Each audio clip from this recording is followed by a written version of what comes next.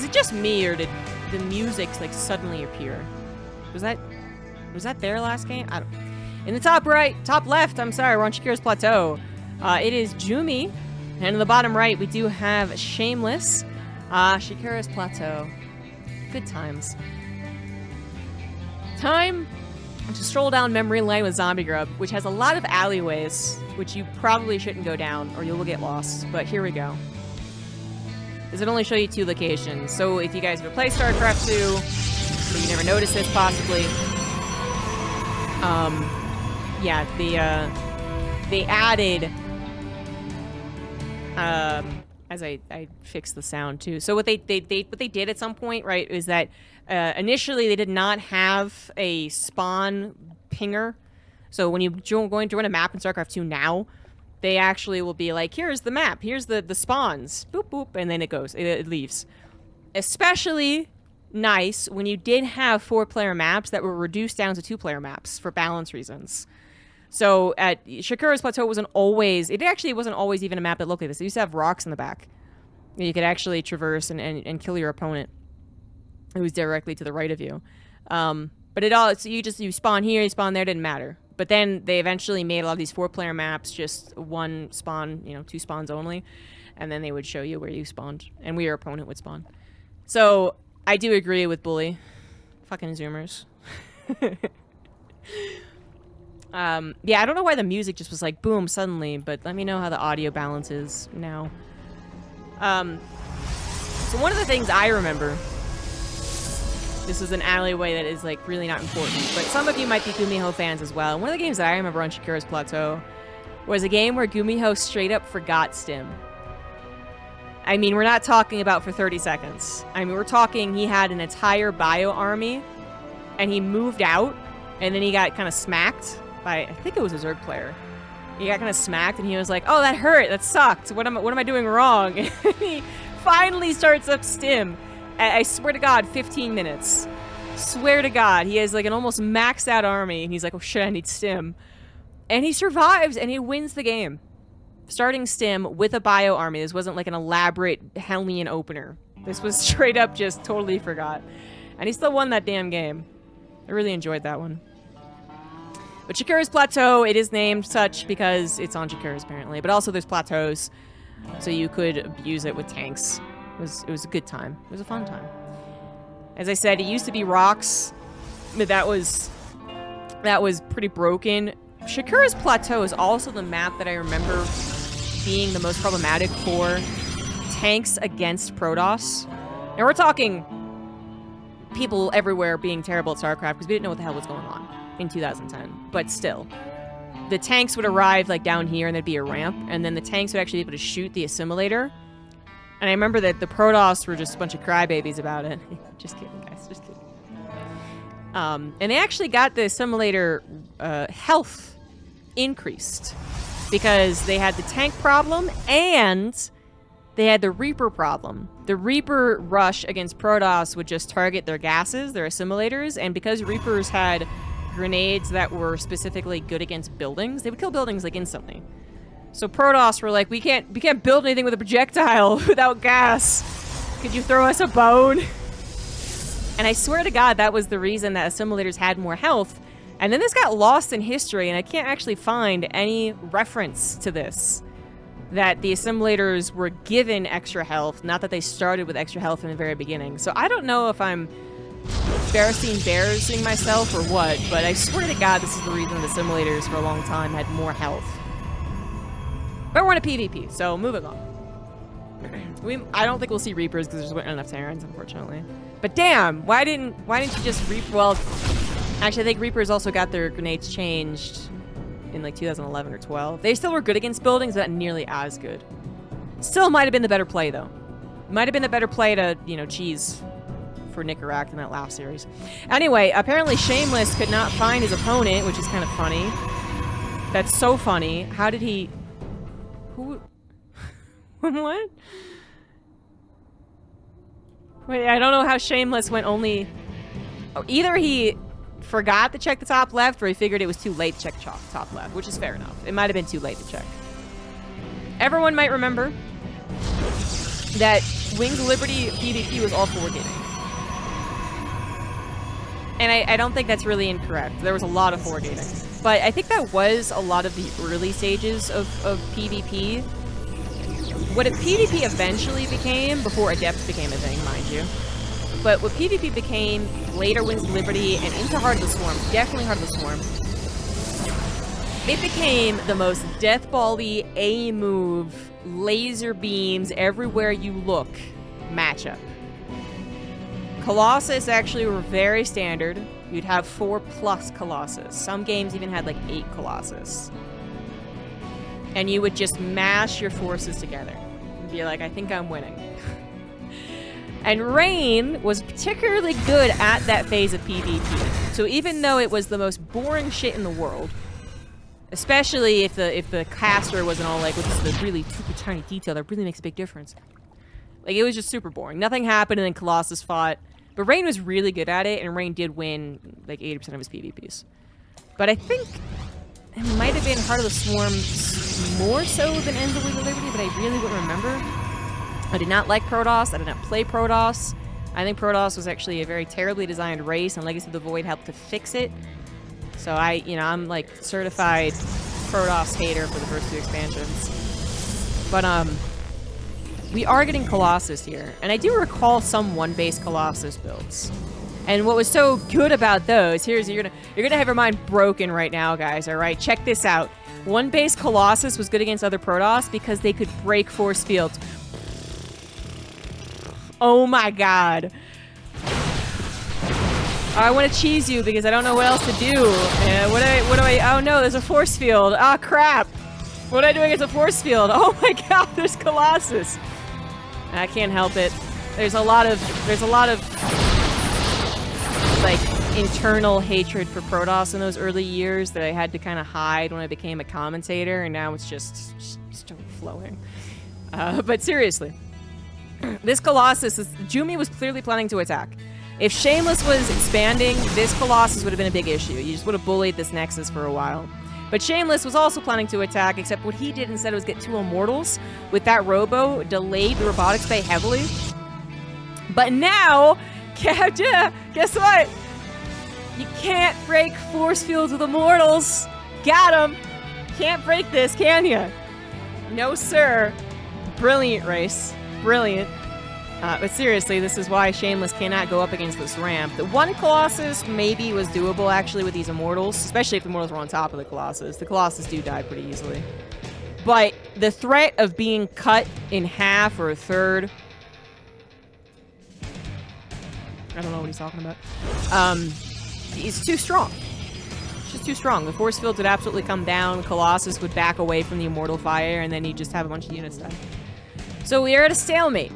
But it's a stalemate that, you know, you were supposed to be pretty used to. So either you expand... Maybe he was talking about the Stalker, you might be right. So either you expand, which is what Jumy's doing, or you get a Colossus and you break that force field. It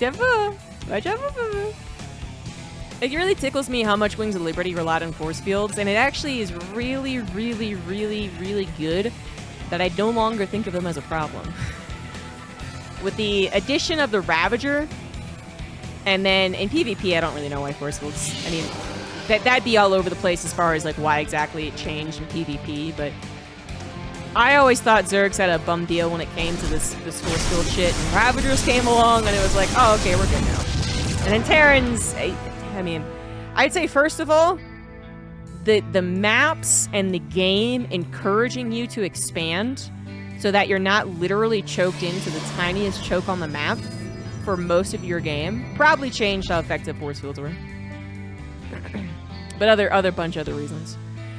We got 1 Colossus for Shameless, but he did back away, and he was trying to expand himself. Now, he still has those 2 Immortals, so even though this seems like he's just losing, and I think he might be, he does still have some serious firepower. So that's not to be underestimated. But the 4 Colossus, now 4 Colossus, that's gonna pack a punch. Extended Thermal Lance is actually gonna give them, you know, 2 extra range, is it? So they're gonna be talking, they're attacking her pretty far away. And this is something that Shameless does not have, okay? And I don't think I need to stress how important it is to have range Colossus versus range Colossus. We're talking basically a Phoenix versus Phoenix thing going on here. Except Phoenix versus Phoenix, and you get into the lower range just there. Colossus, no. You're just gonna be outranged the entire time. And Shameless quickly recognizing this. Tried to run away, realized he couldn't really, then he couldn't fight, but he is in some trouble. Supply blocked as well. Although the last Colossus is still here. Yeah, they have to research hallucination. Guys, I forgot about that one, but you're right. Hallucination on the 7X core.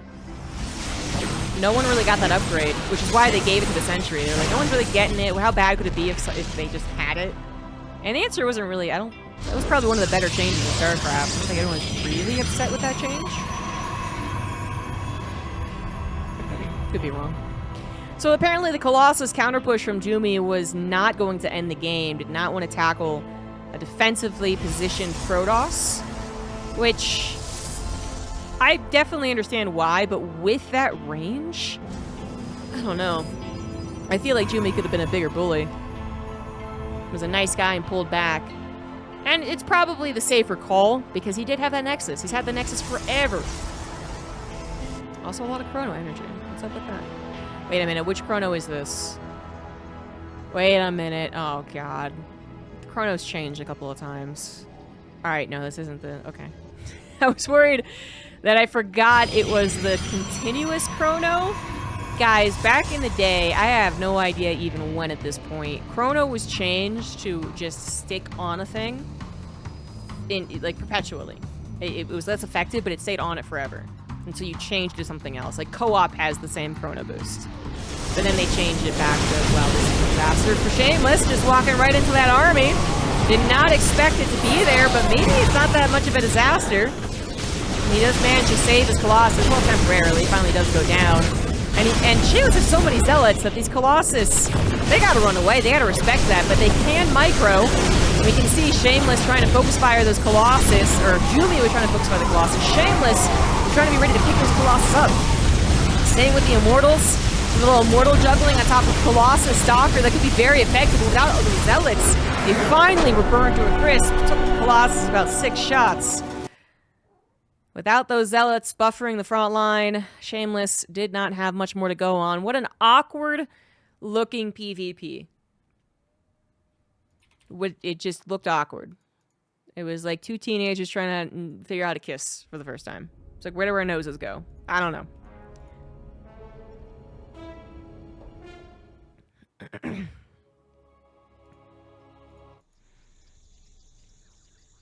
Rain was playing in 2012. Rain was a part of... specifically, you would have gotten his signature at MLG Columbus... Wait. He was playing StarCraft 2 better than his Brood War counterparts. Was Columbus after Anaheim? Anaheim was the big, like, introducing the Kespa players. So... Hallucination is somewhat free scouting. Yeah, I mean, there's free hallucination changed the game, but what I mean is that I don't hear anyone complaining about it. We also had Terran Rain, that's true, and making sure that's, you know, talking about the same Protoss Brood War player Rain. The Wings of Liberty have recall, not on the Nexus. It had it on the Mothership, right? It didn't have it. It definitely has on the Mothership. That much is still the case.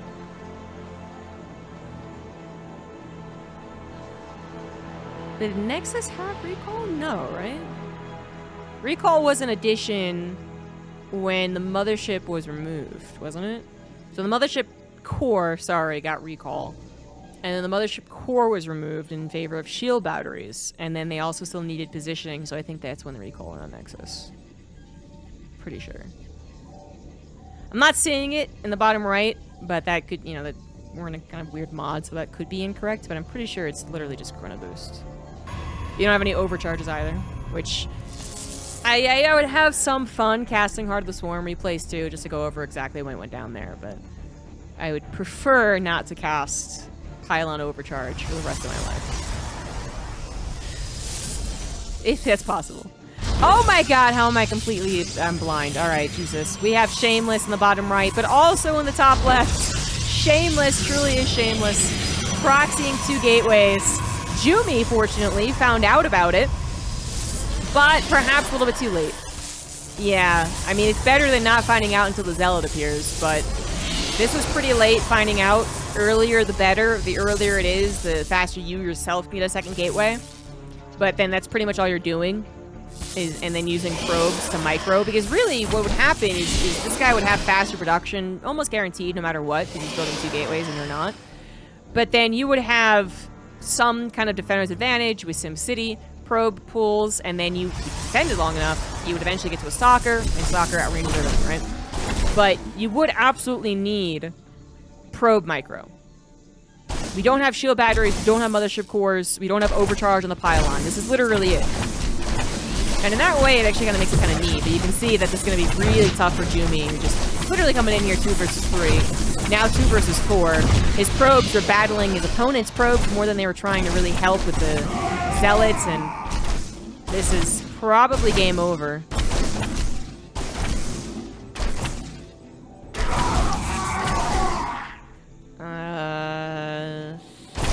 These Zealots are getting... They're going to regen their shields, man. Shameless could easily micro them. Oh, maybe not easily. Oh. But seriously, you could have microed those back. And we're just talking about unit retention. So it's... Probes are not going to beat double the amount of Zealots. Especially if they're not perfectly microed. Like, that was a great surround, but the probes are already so injured. Some of them getting one-shot by the Zealots. It is even workers, though. You have to keep that in mind. It is even workers, but Jumy not mining consistently and now down to a similar number of workers and not mining. He's going to not be able to produce 2 Zealots at a time. Shameless, his probes untouched, able to produce 2 Zealots at a time. It is kind of close. Be regretting losing that earlier Zealot that could have been pulled back for the shield regen, but comes in 3 versus 2. 1 more Zealot here for Jumy. He's building 1 at a time with his income. Just 6 probes were mining the entire time. 2 were helping out the Zealots. Jumy Zealot gets surrounded. Very unfortunate there. And this was this is why I said it just felt like it was going to be a snowball. Too many Zealots for Shameless. Pulling back the weaker ones and then threatening the single pylon. A single pylon! And that's down. That is dead. Jumy, a little bit of a late reaction. He did not know what was going on until the gateways were producing, actually. The first gate was already producing. But that will happen. I say that as if Wings Liberty is still what is being played. That did happen a decent amount of times. You would not scout the proxy gate in your own base. That did happen 100%. It still happens, technically. But even with that in mind, you would be able to defend with defender's advantage. But there really was no... Right now, there's an easier response, I guess. Like, just the increased probe count, first of all, more probes to defend with. More mining to be done. You can actually buy far shorter amount of time to still get to Stalkers, which would still be the response to a 2-gate. But it's not impossible for Jumy to have defended that with that late scout. It is extremely difficult.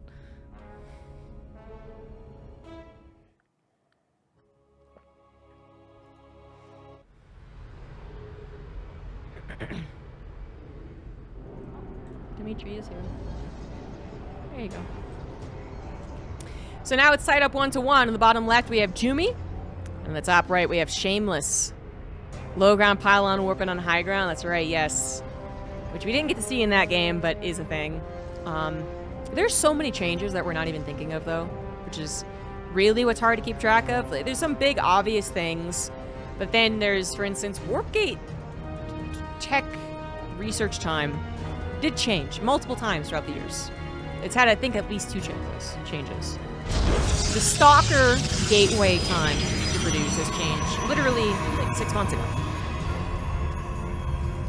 And that has had another change, I think, at least 1 more change. The Stalker's time to build has changed. The Sentry's time to build has changed. The Assimilator health has changed.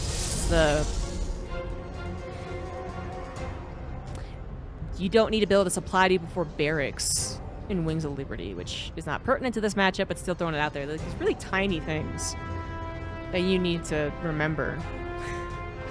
Wings of Liberty was peak StarCraft 2. I very much disagree. I'm having a wonderful time talking about nostalgia and seeing what happens when you put the hyper advanced StarCraft players in a game that was really barely scratched the surface of it. By the end of Wings of Liberty, we were seeing very high skill, thought out, good StarCraft for sure. But I would say we were still scratching the surface of what Wings of Liberty could have given us. If they had just kind of tweaked Blood Infestor, continued experimenting with maps, and then just left it there, like, I think we could have seen way bigger and better stuff. But even with that, I will say that Wings of Liberty, I don't think was peak StarCraft 2. I think it was peak StarCraft 2 viewership and excitement and community. 100% agree with that. But Wings of Liberty had its faults, for sure. And one of them was definitely the longer build-up time for the games, in which I am covering quite well, if I do say so myself, because I have so much to talk about, because we're in the 5th game of Wings of Liberty after 12 years.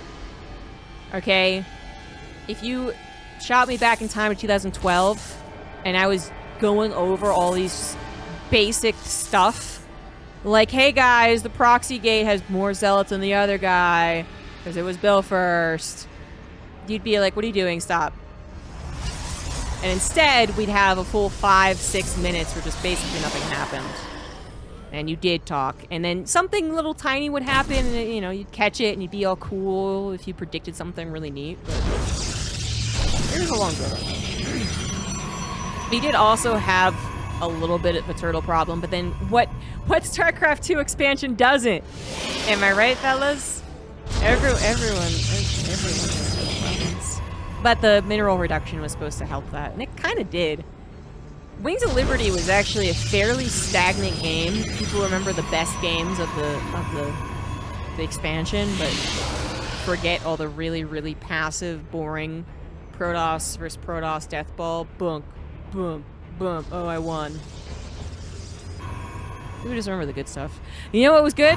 It's 4-gate. 4-gate was good. Good thing we're getting both players 4-gating each other. This is classic beginning Wings of Liberty PvP bullshit. The only thing that's missing is a pylon in base somewhere. Come on. Where is it? Come on. There's no vents you can hide it behind on Daybreak, but still, that would have really been the true Wings of Liberty experience. We do have a proxy pylon coming down for Jumy, but here's another thing that was a brilliant change. The most important change, perhaps, for Protoss, in my humble opinion, which is the proxy time. The proxy pylon in Legacy of the Void does not build things as quickly as a at-home pylon. They were like, wow, people just proxy and it comes in. Look how fucking quick that was. Did you see that? No, you didn't. You blinked and you missed it. And they were like, huh, I wonder if, like, not having defensive advantage is maybe, like, a bad thing in this game. Maybe, like, we should at least make them warp in slower in case the pylon is right up the guy's ass. You know? And then, someone was like, yeah, that sounds like a good idea. And then they finally fucking changed it. But they're so fast when they warp in. They're as fast as they would be at home. Plus, I do think the warp gate time changed for some of these units across the years. That was blazing fast. Fortunately, if the other guy is also 4-gating, you do still get defensive advantage. So Shameless is doing okay right now. They both were 4-gating. Shameless was moving out. Jumy was moving in. You do still have things like high grounds and a pro pool to help out with defender's advantage, so that's okay. But now the weird part is getting past the 4-gate versus 4-gate scenario. Sometimes you don't. Sometimes you just 4-gate longer and harder than the other guy. Sometimes you try and transition. For the life of me, I don't remember how they transitioned, but I assume they did. Shameless's little pylon to get his counter in full force. Not going to work out as he would have hoped. But then Jumy also is like, hey, that was a really good idea. I should do the same thing. Does the same thing. And I don't know if Shameless noticed. Oh, definitely noticed. He actually sees it. Hopefully he notices, like deals with it, notices. And that might be difficult to do. You don't have a depth to warp in to be the two-shot, or the one-shot, they build two, you know what I mean, of the probes, but a couple of zealots could still go a long way for distraction. You are talking about a pretty micro-focused battle incoming. But what does Protoss have that just stops all the aggression? It's force fields. Force fields. Thank God for force fields. Just force field this baby right here. Be on your one base for 15-20 minutes before it actually mines out. No problem. Of course it is a problem, because eventually either the guy will break out or the other guy will, I guess, leave and macro better than you. But all roads lead to Colossus. All roads lead to Colossus. To break the force field and then to play out the rest of the PvP. And that's both players are going towards that. No disruptors in this game, so that's not your kind of pseudo force field breaking. It goes through a force field, threatens the high ground army, right? Don't have that. You also, oh, hold on here. You don't have pickup range on the Warp Prism, do you? Oh my God, when did Protoss get that? But I don't think you have range on, you don't have pickup range on the Warp Prism Wings of Liberty, do you? You have to park that Warp Prism on top of the unit. How about that? Which would also change the dynamic of the one base versus one base contain in PvP. It's not like we don't see one base versus one base contains in 2025. And there's similar dilemmas into how the hell do I defend against this. But, yeah. Looks like that was a lot of units whooped in by Jumy, by the way. This is definitely going to be punished, though. That did not end up being a good plan. I could see what he was thinking. He obviously wanted to either get some good damage done on his opponent's base or simply pull the army back. But he went pretty deep. Lost 3 out of 6 units, I want to say. Still escapes with 3. That's better than nothing. And this game is still one base versus one base. 22 workers for Shameless. Perfectly saturated. Excuse you! If this was true Wings of Liberty, we would not see these. Get the fuck out of here. But Colossus versus Colossus. 26 workers for Jumy, and not giving him a lot of extra cash, but technically a little bit. Thank you, Dr. Sidewinder, for the 114 months. Now, Colossus are on the way, and like I said before, 4 Colossus is pretty standard, actually across the board. PvP, PvZ, PvT, 4 was the magic number in the previous expansions. I'm not really sure why it changed to 3, but it did. You do have additional robo technologies to get, like the Disruptor. You do have Colossus being nerfed and buffed and nerfed and buffed and nerfed and buffed and nerfed and buffs. And the Immortal was also changed. I mean, there's something along those lines. But 4 was kind of the, this is what you get, and then not really many more, not really any less. But in PvP, towards the end of Heart of the Swarm, I swear 8 Colossus was becoming rather expected. Brain was like, why not build more Colossus? Huh. Such big brains.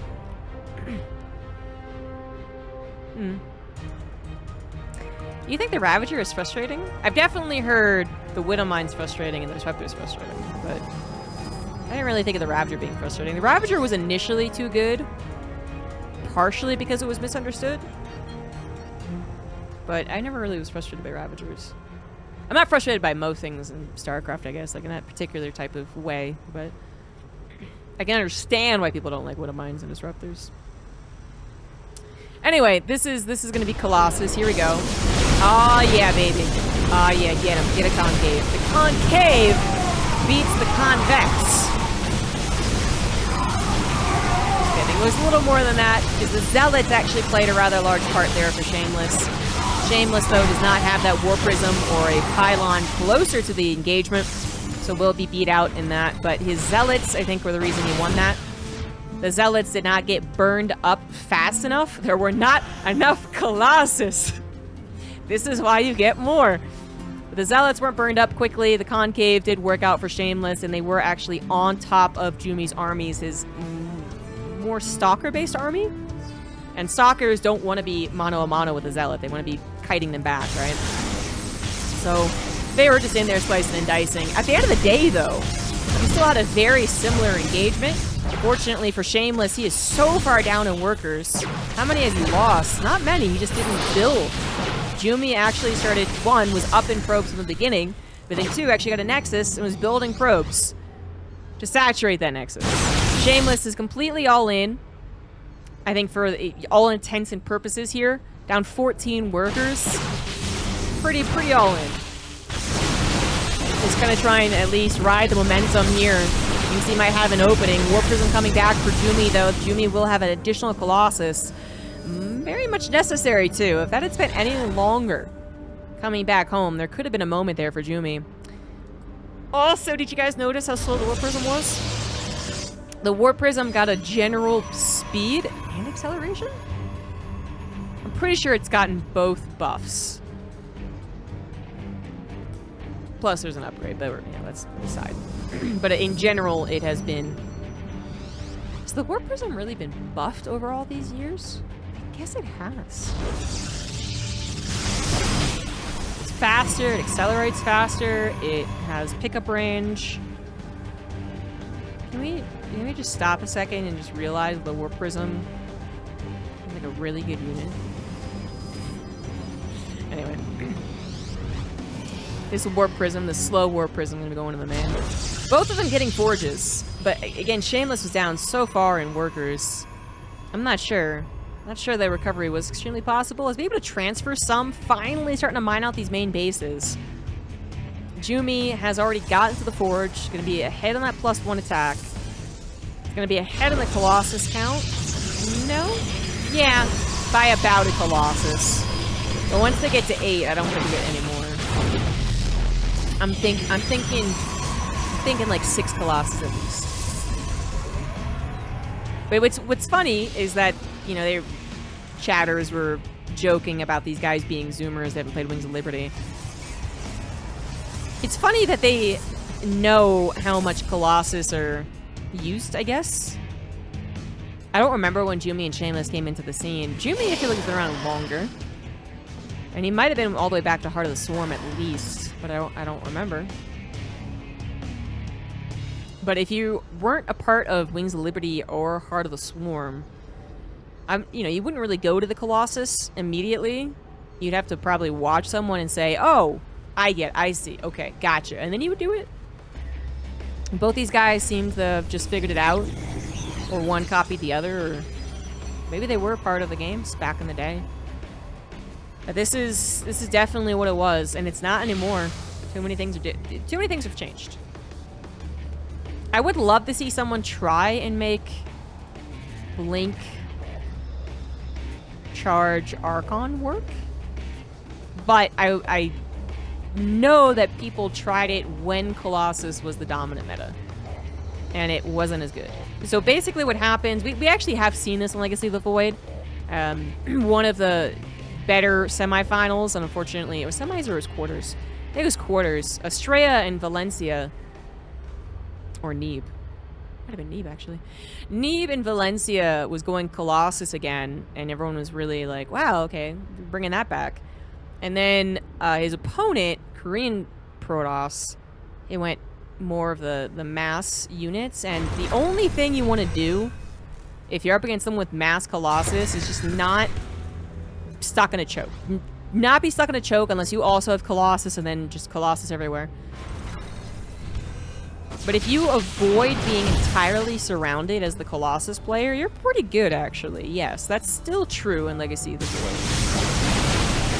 But with how much movement has been emphasized in StarCraft, as this battle, I'm not sure it's gonna go because fucking laser beams.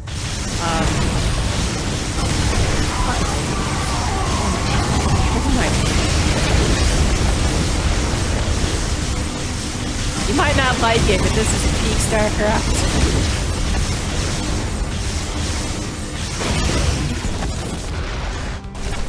It is a good move. The Warp Prism in the main base is a good move. I was about to make fun of the Colossus micro, but Warp Prism in the main is a good move. Unfortunately, not going to find much success, but it does help Jumy ultimately losing out on that battle, but still ahead on economy? Maybe not. Third base to third base. 49 workers for Jumy to 52 of Shameless. Shameless, at one point, was down 14 workers. Has recovered quite nicely. Not quite able to get that Warp Prism, though. I don't know what I was saying before this. Oh, the benefit of movement.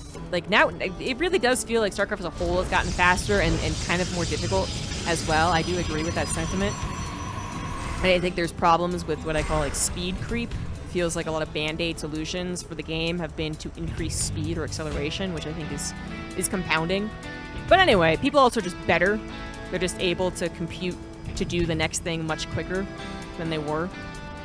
But that means that a non-stationary, slow-moving army is probably better. And so we saw that in that Valencia series that I was talking about. Mead moved into a very concavable area and then got bopped and probably should have won.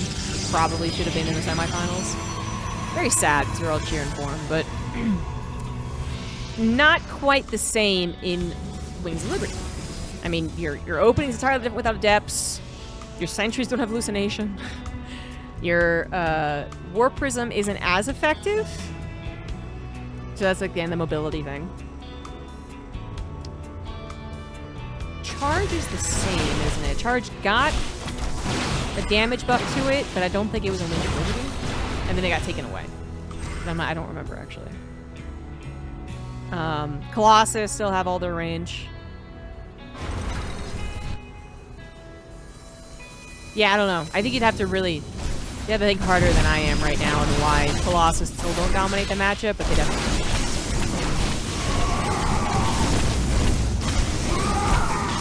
And Blink finally takes down the Warp Prism. Since you are going for more... You're going for more Colossus than anything else, I guess.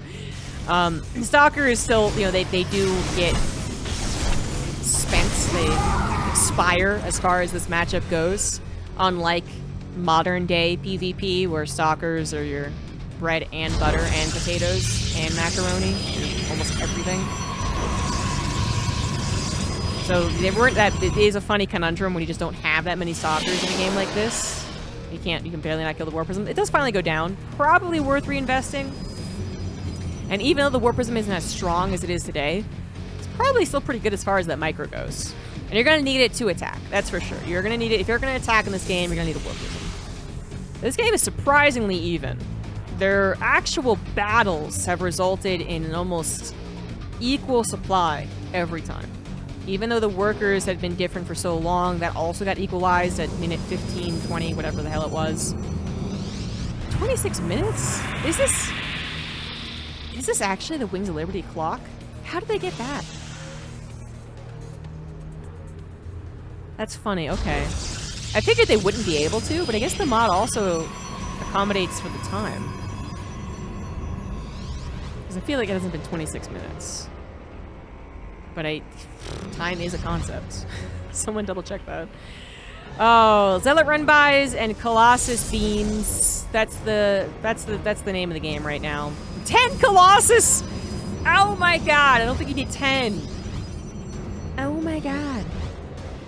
Oh my god.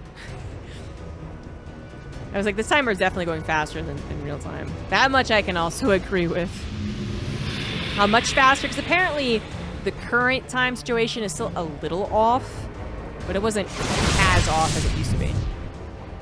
The reason, here we go, the reason that it was off for Brood War, Wings of Liberty, and Heart of the Swarm was that the StarCraft 2 people kept the Brood War time, which is actually based off of normal, and then everyone was like, that's fucking boring, we're gonna play on faster, and so that's why it's a faster clock, because it wasn't supposed to be played on the faster clock.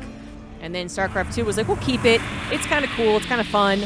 And then a bunch of people complain, and now I don't get to talk about it nearly as much anymore. Now I don't get to discuss it at all. It's just a normal clock. Bastards. Anyways, triple Stargate coming down from our boy Jumy. I'm going to be real with you, though. I don't remember a lot of late-game air in Wings of Liberty and Heart of the Swarm. I really don't. I remember so many Colossus battles. And it's so fucking Colossus. I don't think it's a mod. You can select Wings Liberty and Heart of the Storm and creating custom games. It's definitely a mod because there's a tutorial on how to make the mod, how to make the game with the mod. So I don't know how that computes. But. Yeah, I'm pretty sure this is why I said 8. Thank you for backing me up. Like 8 might seem like a random number, but I really feel like this is what Rain was pushing, was 8. And then anything more did start to feel kind of like, okay, buddy, calm down. However, 14 Colossus, they're not going to get taken down by Phoenix very quickly. I mean, individually they will, but that's a lot of Colossus to kill. That's a lot.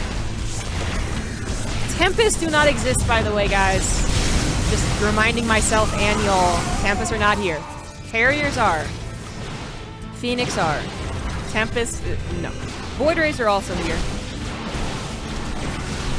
But Void Rays would be too vulnerable to the Archons. They have a tendency to clump.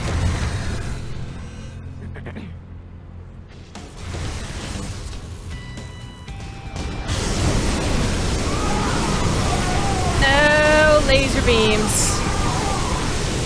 Oh yeah. Oh yeah, look at those laser beams. Woo! Love the idea of Phoenix, I did, but it is too many fucking Colossus. They kill everything before you can kill them. I think if Jumy had, 8 Colossus, Archons, and any type of surround or backstab, like any amount of surface that was better than what happened right there, I think they would see why 14 Colossus could be too much.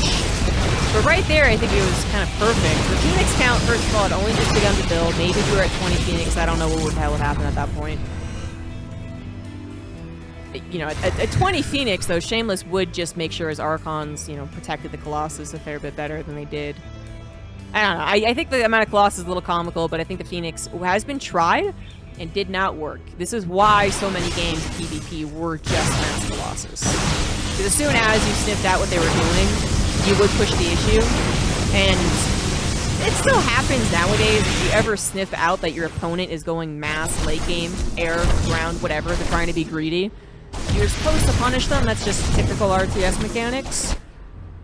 But I think it's even, there's like better and worse ways to get to that late game safely, and this was not safe. Void Rays would be too slow. And they have a terrible tendency to clump up, and they would be like, you'd be like, hey, kill this Colossus, and they'd be like, okay, sir, and they'd all just, and then the Archons would two-shot them. The Archons would have gone straight for the Void Rays. The Phoenix were almost inconsequential, so Shameless didn't even have his Archons on duty. They died racing forward, but I think if he saw Void Rays, he would have been a lot more careful.